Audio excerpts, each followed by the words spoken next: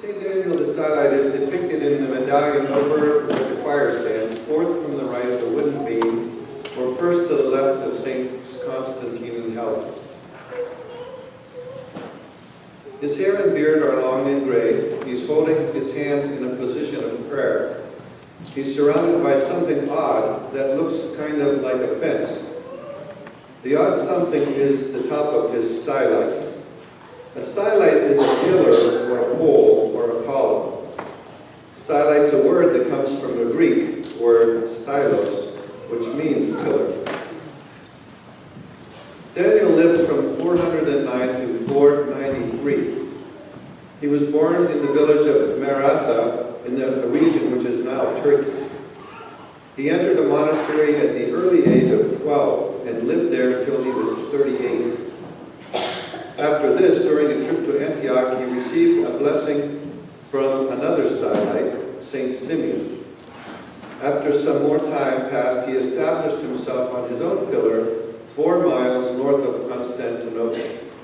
Daniel lived on his pillar for 33 years, enduring great hardship, as you can imagine, during his challenging years on top of this pillar.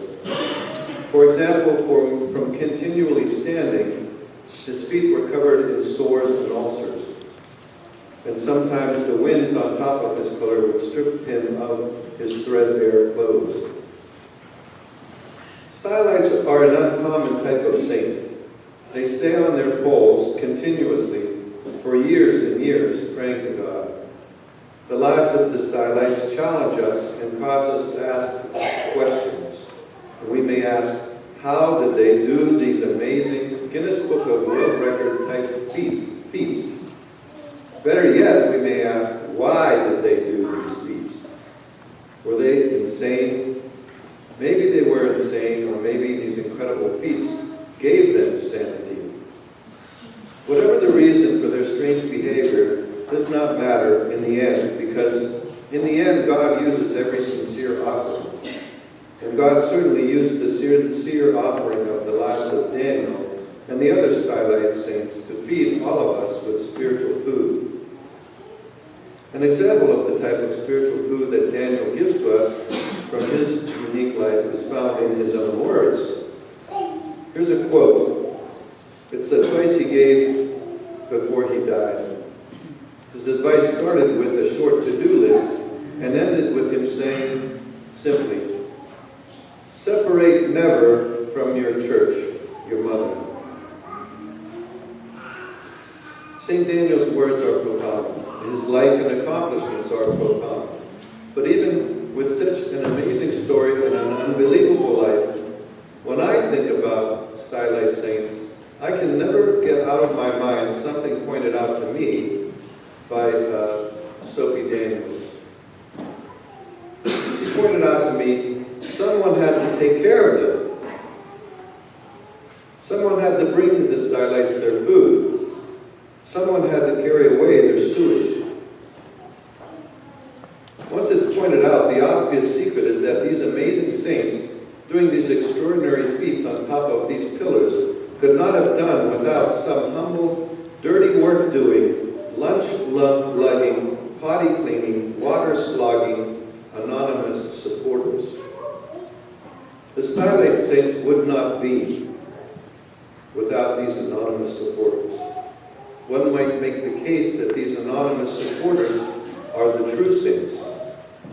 Day after day, they faithfully and without reward or any of the glory of the accomplishments perform their menial tasks.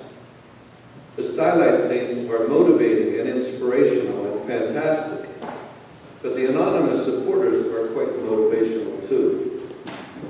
The love and humility required to do their anonymous acts of love might be the real story. The anonymous support needed to elevate St. Daniel into his holiness teaches us that we cannot be holy without each other. It's a lesson about how we need to feed each other, and it is a lesson about how we need to empty the latrine. We feed each other literally, actually in actual ways, when we give alms and feed and clothe the hungry and needy. And we feed each other in spiritual ways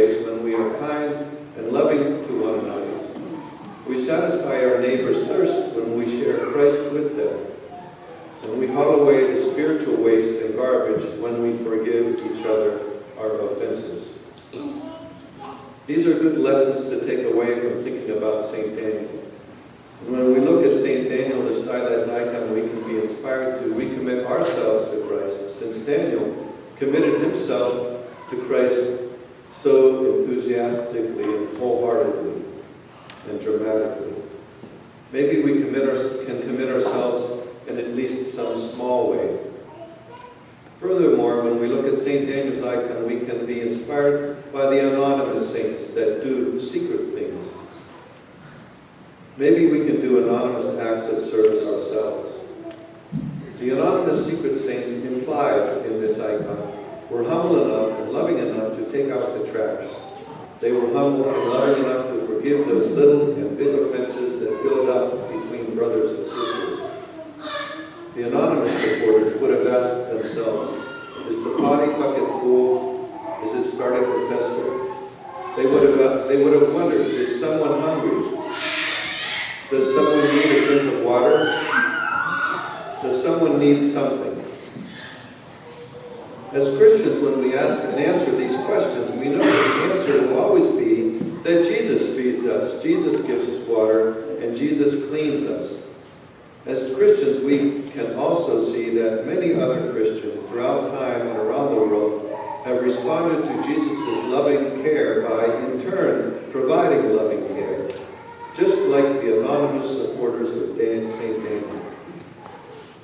What does it look like when followers of Christ are Christ-like water givers, food fetchers, and garbage haulers? It looks like holiness on a pedestal, which in turn looks like a flower blooming in a desert. This is what happens when we feed each other and forgive each other, when we follow the example of Christ and the example of Daniel and his anonymous supporters. Flowers bloom in the desert of this earthly life. St. Daniel and all of his anonymous saintly supporters pray to God for us here at St. Michael's, that we will be able to follow your example in a way that you followed Christ's example, so that God will be glorified through our humility, our forgiveness, and our service. Amen.